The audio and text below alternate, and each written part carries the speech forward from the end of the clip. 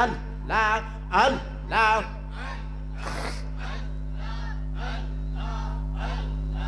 আল্লাহ আল্লাহ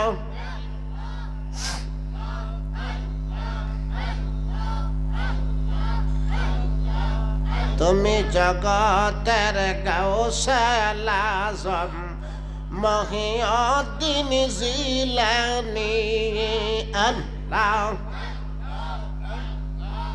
সারা জাহানের পীর গো তুমি মহিউদ্দিন জিলানী তুমি জগতের গাউসুল আজম মহিউদ্দিন জিলানী আল্লাহ আল্লাহ জোরে জোরে আল্লাহ আল্লাহ তুমি জগতের নূরের ইশারা আলী মুর্তজার দিল পিয়ারা মা ফাতেমার নয়ন গজরা মহিউদ্দিন জিলানী তুমি জগতের গাউসুল আজম মহিউদ্দিন জিলানী আল্লাহ আল্লাহ আল্লাহ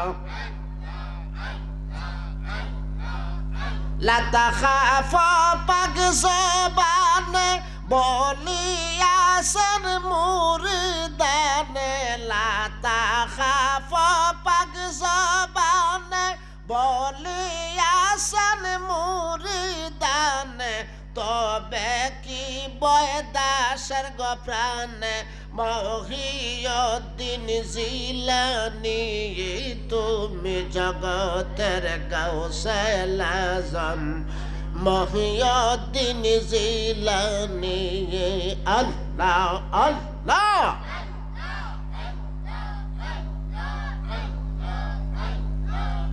লা ইলাহা ইল্লাল্লাহ মুহাম্মাদুর রাসূলুল্লাহ সাল্লাল্লাহু আলাইহি ওয়াসাল্লাম। বন্ধু কষ্ট হইতেছে আপনার? খারাপ লাগতেছে? ওনার এক নাম হলো মহিউদ্দিন। মহিউদ্দিন শব্দের অর্থ হলো সুন্নত জীবিতকারী। আর এক নাম হলো গাউসুল আজম। গাউসুল আজম শব্দের অর্থ হলো প্রধান সাহায্যকারী। একটু মায়া করে বলুন সুবহানাল্লাহ। আচ্ছা, কারণগুলা জানতে হবে। সুন্নত জীবিতকারী, যেই সুন্নত মারা গেছে এই সুন্নত জীবিতকারী হলো মহিউদ্দিন গাউসুল আজম। নবীর সুন্নত উনি জীবিত করছে। সুবহানাল্লাহ কর। নবীর সুন্নত কি করছে? জীবিত করছে। আর একটা হলো গাউসুল আজম শব্দের অর্থ হলো প্রধান সাহায্যকারী। প্রধান, জোরে কর, প্রধান। তাহলে সাহায্যকারী তো একমাত্র আল্লাহ।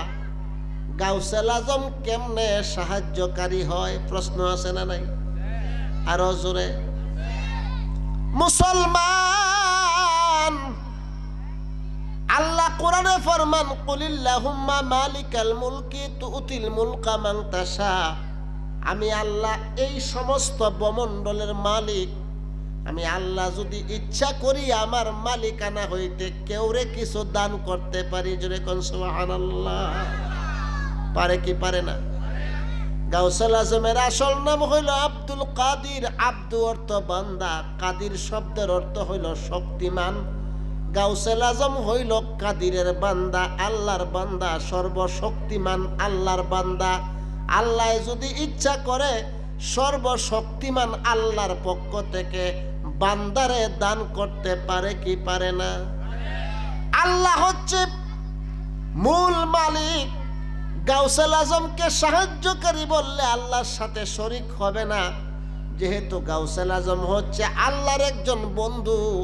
আল্লাহর বন্ধু যদি আল্লাহর কাছে কোনো কিছু চায়, পার্লামেন্টের এমপি দরখাস্ত দিলে যেমন গ্রহণ হয়, আল্লাহর বন্ধু দরখাস্ত দিলেও আল্লাহর পার্লামেন্টে গ্রহণ হয়। জোরে বলুন ঠিক কিনা?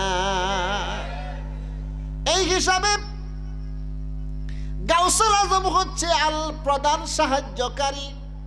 আনসার শব্দের অর্থ হলো সাহায্যকারী। আনসার শব্দের অর্থ কি?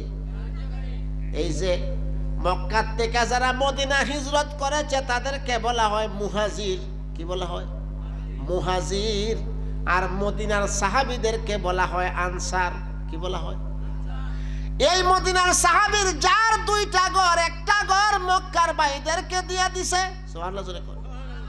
আর আপনার মুসলমানের মধ্যে যার দুইটা বউ, একটা বউ তালাক দিয়ে দিছে, যার দুইটা খেজুরের বাগান, একটা খেজুরের বাগান দিয়ে দিছে, এটার নাম মহব্বত। এটার নাম কি?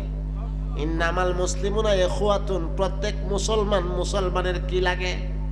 জোরে কর, কি লাগে? এটার নাম ভালোবাসা, এটার নাম মহব্বত। আর এখন কলিমুদ্দি এই মসজিদে নামাজ পড়লে সলিমুদ্দি এই মসজিদে যায় না, কয় হ্যাঁ যে মসজিদে আমি এই মসজিদও নাই। নাউজুবিল্লাহ জোরে কর। আছেন না এমন মানুষ? আল্লাহর নবী ফরমান, মুসলমান তাকে বলা হয় যেই মুসলমানের হাত আর একজন মুসলমানের ক্ষতি করে না, যেই মুসলমানের জবানের একজন মুসলমানের জবানের ক্ষতি করে না, যেই মুসলমানের মধ্যে অহংকার নাই, যেই মুসলমানের মধ্যে হিংসা নাই, তার কলব ভালো, তার কলবে নবীর প্রেম আছে, তাকে বলা হয় মুসলমান। আর আমরার যত মুসলমানই বাড়তেছে তত হিংসা বাড়তেছে। ঠিক কিনা জোরে কোন? যত মুসলমানই বাড়তেছে তত মসজিদ বাড়তেছে, মসজিদ বাড়তেছে, টাকার যত গরম, মসজিদ এক একটার থেকে এক একটা সুন্দর হইতেছে, কিন্তু মসজিদ ফারায় ফারায় নামাজির সংখ্যা কমে গেছে। ঠিক কিনা জোরে কোন? মসজিদ যত সুন্দর, নামাজি তত কমতেছে। কেন জানেননি? মসজিদ যে করতেছে, এক সমাজের মধ্যে একটা করলে হয় আমি করতেছি 3টা মসজিদ, হয় এর মসজিদও যাইতাম না। মসজিদ কি? এর না আল্লাহর।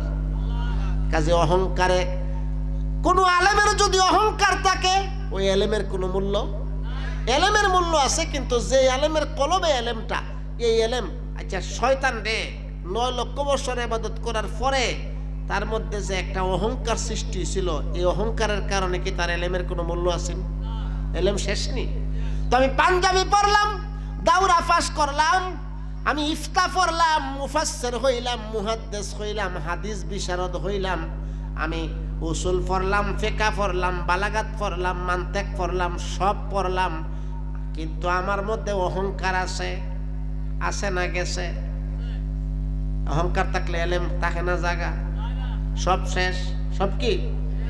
এই কারণে মুসলমান সমাজ থেকে অহংকার দূর করবেন। যার কলব যত সুস্থ তার আমল তত সুস্থ, তার বডি তত সুস্থ। যার কলব যত অসুস্থ তার বডিও তত অসুস্থ। জোরে বলুন ঠিক কিনা? এই কারণে তরিকার মধ্যে সর্বপ্রথম তোমার রাগকে কন্ট্রোল করো।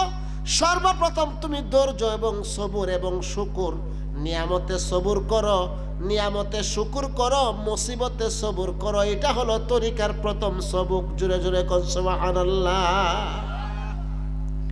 যার যত ধৈর্য বেশি, যার যত আল্লাহর ভয় বেশি, যার যত নবীর মহব্বত বেশি, তার তত প্রমোশন বেশি। জোরে কোন? তার তত প্রমোশন। যার ধৈর্য যত বেশি, নামাজে তার তত মজা বেশি, জিকিরে তার তত মজা বেশি, দুরুদে তার তত মজা বেশি। আরে মুসলমান, কষ্ট হইতেছে আপনারা? আমার কথা বুঝতে কষ্ট হইতেছে? আগে এক এলাকার মধ্যে একজনে হাজ করলে সারা এলাকায় কয়টা হাজি বাড়ি? কি বাড়ি? আর এখন এক এলাকার মধ্যে 100টা লোকে হজ করলো, হাজি বাড়ি মানুষ কয় না। আগের মানুষের হজ ছিল নিঃস্বার্থ, আর এখন হজ করে আইতে স্বর্ণ গয়না কম্বল যত আছে সব আনে। ঠিক কিনা জোরে কোন? আরে মুসলমান, হজ করে আসিয়া কাজ শেষ হয় না।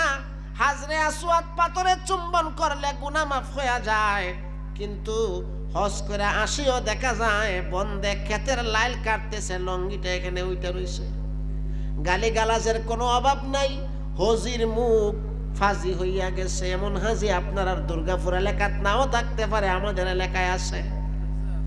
আরে মুসলমান, এই কারণে মুসলমান পাপ থেকে বিরত থাকতে হবে। তুমি যদি একটা ফুসকুনিতে গোসল কইরা থাকো ময়লা দূর করার জন্য, গোসল করিয়া উঠিয়া আর ময়লা লাগাইও না। তুমি যদি তওবা করিয়া থাকো, তুমি যদি বায়াত হইয়া থাকো, আর জীবনে গুনাহ করিও না, জীবনে গুনাহ করিও না। কারণ গুনাহ থেকে যত বিরত থাকবা ততই প্রমোশন আল্লাহর দরবারে তোমার বাড়বে। চিল্লায়া বলুন ঠিক কিনা?